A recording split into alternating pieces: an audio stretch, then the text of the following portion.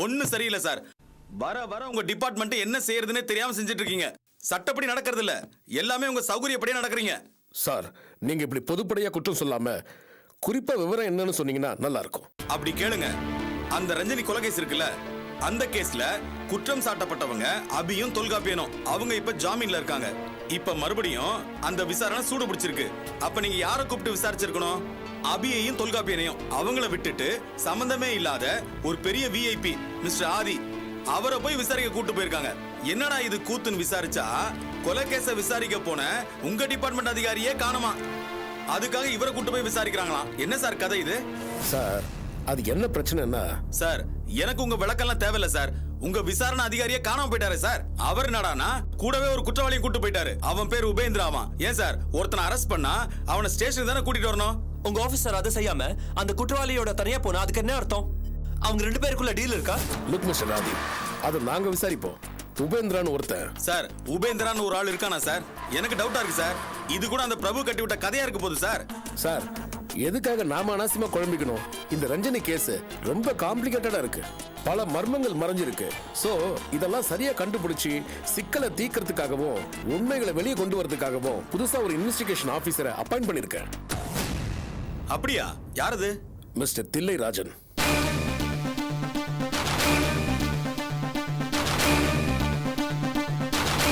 Good morning sir.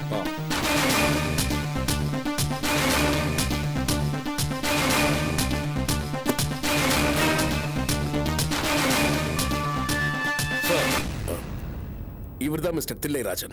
வணக்கம் sir. வணக்கம். ரொம்ப நேர்மையான ஆபீசர். உண்மையை கண்டுபிடிக்கிற வரைக்கும் ஓய மாட்டாரு. நல்லது, அப்படிப்பட்ட ஆபீசர் தான் தேவை. மிஸ்டர் ராஜன், இந்த கேஸ் இனிமேல் உங்க பொறுப்பு. என்னுடைய கடமையை நேர்மையா விரைவா செஞ்சு முடிப்பேன் சார். Very good. Thank you. All the best.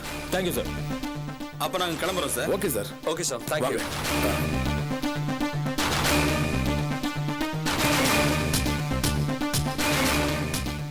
Ranjani கேஸோட ஃபைல் இந்தாங்க சார். கான்ஃபிடென்ஷியலா இருக்கட்டும். Okay sir. Uncle, commissioner sir சொல்றது பார்த்தா இந்த ஆபீசர் ரொம்ப ஸ்ட்ரெயிட் ஃபார்வர்டான ஆபீசரா இருப்பார் போல தெரியுது.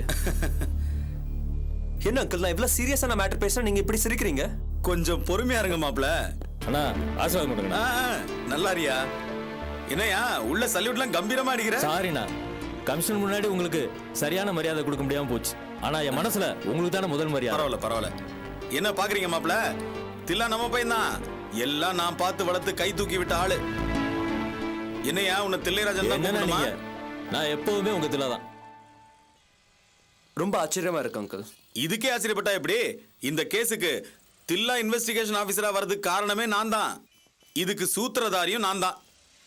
நாம என்ன நினைக்கிறோமோ அதை இந்த தில்லா செஞ்சு முடிப்பா. கண்டிப்பா. Uncle, you are really great uncle. இது நமக்கு புதுசு இல்ல மாப்ள. ஓகே தில்லா, இனிமே தான் நீ சுறுசுறுப்பா செயல்படணும். அடுத்த பிளான் என்ன? அது வந்து நான் ஒரு நிமிஷம். ஹலோ, என்னது? எங்கயா? ஓகே, நான் வரேன். என்னாச்சு தில்லா? ஒரு பாடி கிடைச்சிருக்கானே, முழுசா எரிஞ்சு போன நிலையில. அப்போ பிரபு தெரியல, என்ன போய் பார்த்தா தானே தெரியும். நான் வரேன். போய் பார்த்துட்டு எனக்கு தகவல் சொல்லு. ஓகே ஓகே, வரேன். ஓகே.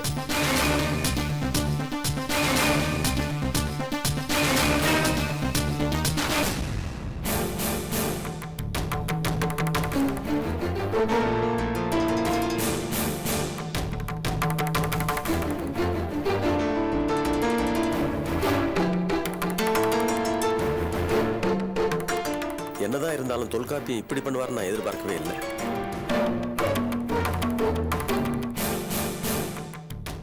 ஆமா அபி, இத்தனை வருஷம் கூடவே இருந்துட்டு அவன் இப்படி பண்ணியிருக்கவே கூடாது.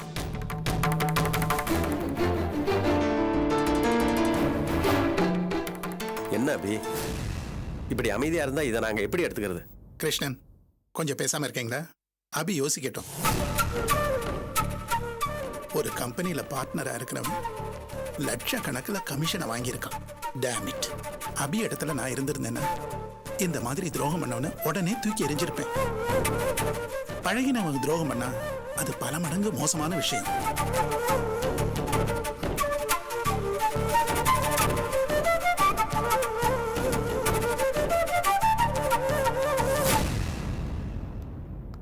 Good morning sir. Sir madam உங்களுக்காக ரொம்ப நேரமா வெயிட் பண்ணிட்டு அப்படியா? இருக்காங்க. ஆமா சார். சரி.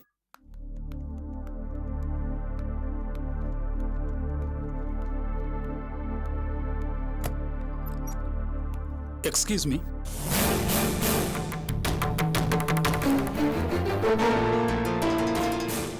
வாங்க தொல்காப்பியன். என்ன பி எனக்காக வெயிட் பண்றதா சொன்னாங்க? நம்ம சைட் சம்பந்தமா நோ அப்ஜெக்ஷன் சர்டிபிகேட் வாங்க சொல்லியிருந்தனே, வாங்கியாச்சா? அது இன்னும் வாங்கல பி, ப்ராசஸ்ல இருக்கு. அப்புறம் அந்த பிடபிள்யூ கிளியரன்ஸ்? அதை மூவ் பண்ணி வச்சிருக்கு, 2 நாள்ல கிளியர் ஆயிடும். ஓகே.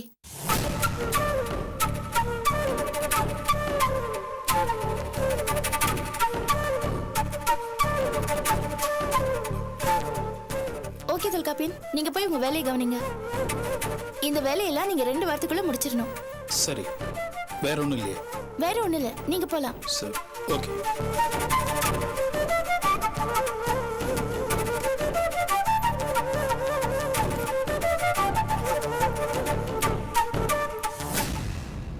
என்ன அபி இதெல்லாம்? என்ன சார்? எவ்வளவு பெரிய தப்பு நடந்திருக்கு, அவங்கிட்ட எதுவுமே கேட்காம. வேண்டாம் சார், இப்ப எதுவும் கேட்க வேண்டாம் சார். ஏம்மா? ப்ளீஸ் சார், விட்டுடுங்க. இப்ப எதுவும் கேட்க வேண்டாம்.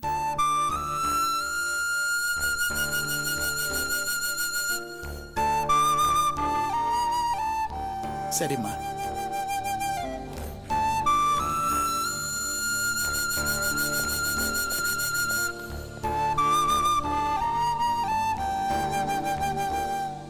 என்ன அபி, யாரு தப்பு பண்ணணும் தட்டி கேட்கிறவ நீ இப்ப அமைதியா இருக்க? தொல்காப்பியனை கண்ட பயமா? பாஸ்கர், தொல்காப்பியனை பத்தி எனக்கு தெரியும். என்ன தெரியும்? அவன் நல்லவன் அப்படின்னு என்கிட்ட வாதாட போறியா? உங்ககிட்ட நான் எதுக்காக வாதாடணும்? உங்ககிட்ட நான் இதெல்லாம் எதுக்காக நிரூபிக்கணும்? உங்க குடும்ப சூழ்நிலை, அப்பா சாகும்போது என்கிட்ட வாங்கின சத்தியம், இதெல்லாம் சேர்ந்துதான் இந்த கம்பெனில உங்களுக்கு ஒரு இடத்த கொடுத்துருக்கு. அந்த வேலையை மட்டும் நீங்க பாருங்க, அதை சரியா செஞ்சா போதும். அவி, நான் ப்ளீஸ் பாஸ்கர், அதை மட்டும் பாருங்க.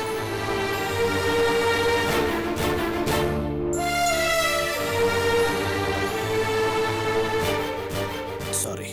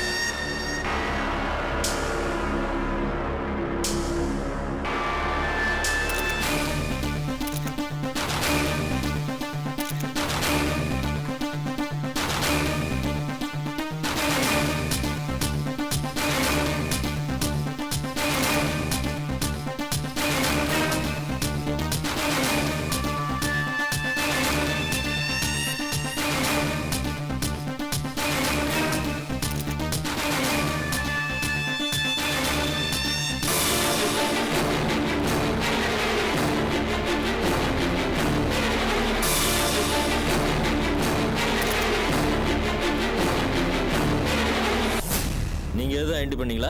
இல்ல சார், எனக்கு தெரிஞ்ச ஒண்ணு உங்களுக்கு தான் சார் தகவல் கொடுத்தேன். வேற எதுவும் தெளிவா தெரியல சார். 2 வண்டியோடு இருக்க, 2 பேரும் அடிச்சிருப்பாங்க போல தெரியுது. அப்படிதான் சார் நினைக்கிறேன். ஹலோ ஹலோ சார், எலும்புல சதவீதம் இருக்கான்னு பாருங்க. கேர்ஃபுல்லா ஹேண்டில் பண்ணுங்க. கொஞ்சம் இருக்கு சார். பாத்தியா, ஃபாரன்சிக் போஸ்ட்மார்ட்டம் நிறைய வேலை இருக்கியா? உங்களுக்கு முதல்ல தகவல் யார் சொன்னது சார்? அது ஒரு மாடு மேய்க்கிற பையன் வந்து சொன்னான் சார். நான் தலையாரி, நான் தான் வீரோவுக்கு தகவல் சொல்லி அவரை இங்க கூட்டிட்டு வந்தேன் சார். வணக்கம் சார்.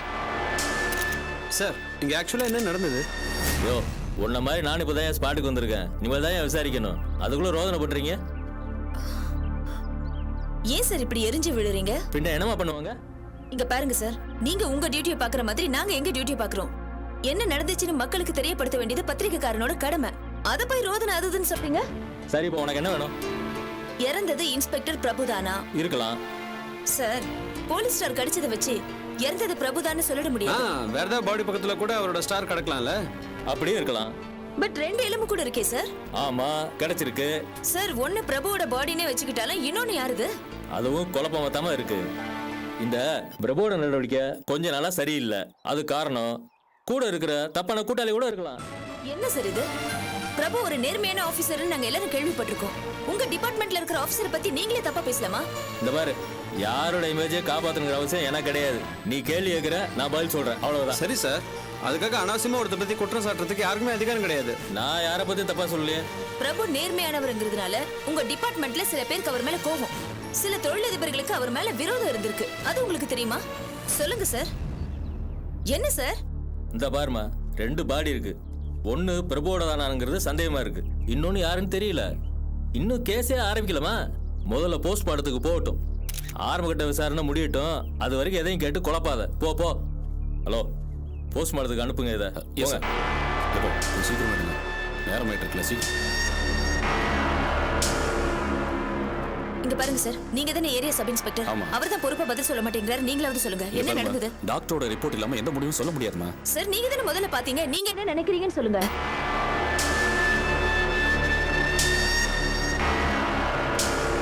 ஓ, போய.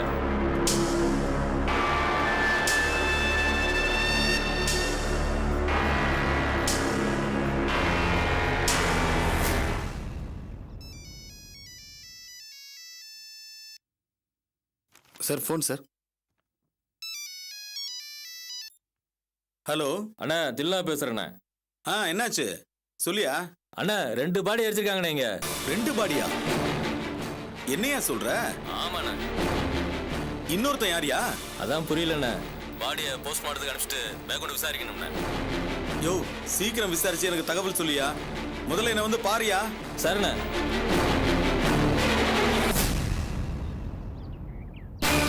சீக்கிரம் வழி விடுங்க. வாங்க வாங்க வாங்க.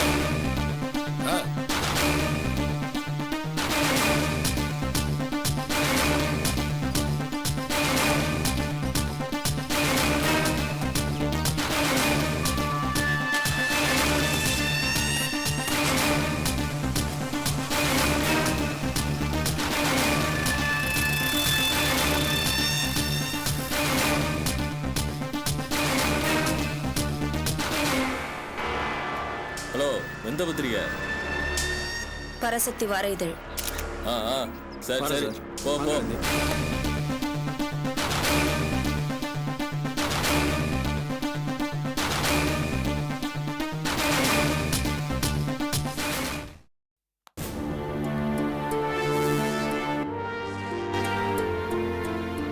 உங்களை உண்மையிலேயே அபி எதுக்காக கூப்பிட்டாங்க தெரியுமா?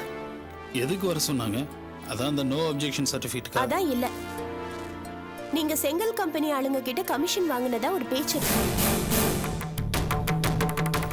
கமிஷன்? அத பத்தி விசாரிக்க தான் அபி உங்களை கூப்பிட்டாங்க. ஆனா திடீர்னு என்ன நினைச்சாங்களோ தெரியல, அதை கேட்காமயே வேற ஏதேதோ பேசி உங்களை அனுப்பி வச்சுட்டாங்க. இல்ல, அவங்க மனசுல அப்படி ஒரு சந்தேகம் இருந்திருந்தா என்கிட்ட கேட்டு கிளியர் பண்ணிருப்பாங்க. அதான் எனக்கு புரியல. ஒருவேளை நீங்க என்ன பேசினாலும் கிளியர் பண்ண முடியாத வலுவான சந்தேகமா இருக்கலாம். சோ அவங்க அதை கேட்காம அவாய்ட் பண்ணிருக்கலாம். இல்ல கங்கா, அபி நிச்சயமா அப்படி நினைக்க மாட்டாங்க. சரி, நினைக்க மாட்டாங்கன்னே வச்சுப்போம். அப்புறம் எதுக்காக அன்னைக்கு 3 லட்சம் ரூபாய்க்காக உங்களை துருவி துருவி கேள்வி கேட்டாங்க? இல்ல, என்ன செலவுன்னு தானே கேட்டாங்க. அதான் ஏன் அப்படி கேட்டாங்க? இல்ல கங்கா, அதுல அவங்களுக்கு தெரிஞ்சு எனக்கு அவ்வளவு செலவு இருக்காது, அதனால கேட்டாங்க. இருக்காதுன்னு இல்லைங்க, இருக்க கூடாதுங்கிறதுக்காக. என்ன சொல்றீங்க? இத பாருங்க தொல்காப்பியன், அவங்கள பொறுத்த வரைக்கும் நீங்க பேரளவுல தான் பார்ட்னர். மத்தபடி நீங்க இங்க வேலை பார்க்கிற ஒருத்தர், அவ்வளவுதான். இங்க வேலை பார்க்கிற ஒருத்தருக்கு 3 லட்சம் ரூபாய் எடுக்க என்ன உரிமை இருக்குன்னு நினைக்கிறாங்க? சரி, நீங்க பணம் எடுத்ததுக்காக அவங்க காரணம் கேக்குறாங்கல்ல. பாஸ்கரோட அப்பா, அதான் அபியோட மாமனார், அவரோட ஹாஸ்பிட்டல் செலவு, அவரோட சாவுன்னு லட்சக்கணக்கில் செலவு பண்ணிருக்காங்க. அது இந்த கம்பெனில இருந்து எடுத்த பணம் தானே? இத பாருங்க கங்கா, அவங்க இந்த கம்பெனில எத்தனை லட்சம் வேணாலும் எடுத்துக்கலாம், அதுக்கு அவங்களுக்கு உரிமை இருக்கு. சரி, அவங்களுக்கு உரிமை இருக்கு, ஆனா உங்களுக்கு ஒரு பைசா எடுக்க கூட உரிமை இல்ல. அதானே உண்மை? இதெல்லாம் பேசுறதுக்கு எனக்கு என்ன உரிமை இருக்குன்னு நினைக்கலாம். நீங்க என்கிட்ட எதிர்பார்க்கிற உரிமை உங்களுக்கு கிடைக்கணும்னா நீங்க நிறைய விஷயத்துல மாறணும். அப்படி நீங்க மாறினா நீங்க விரும்பினது உங்களுக்கு கிடைக்கும்.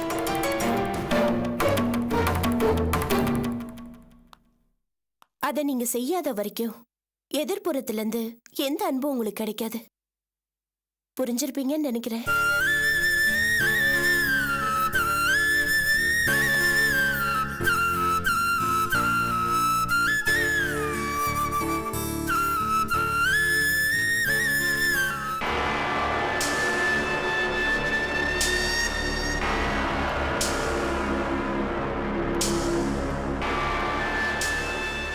எனக்கு புரிஞ்சு போச்சு. செத்து போனது பிரபு உபேந்திராவும் தான். 2 கொலை நடந்திருக்கு. இந்த கொலைக்கு காரணம் அபியும் தொல்காப்பியனும் தான். என்னென்ன சொல்றீங்க? இப்படிதான் நாம திரைக்கதை வசனம் அமைக்கணும். உண்மை எந்த இழவாவது இருந்துட்டு போகுது. நமக்கு சாதகமா ப்ரொஜெக்ட் பண்ண போற உண்மை இதுதான். புரியுதா? தெளிவா புரியுது சார். ஆனா என்னைய ஆனாகினா இல்ல, நீ சொல்லு. இதுல ஏதாவது சிக்கல் இருக்கா? இல்லாம இருக்குமாண்ணே? என்ன சிக்கல்? மெயினான சிக்கலே அந்த ஆனந்தியான.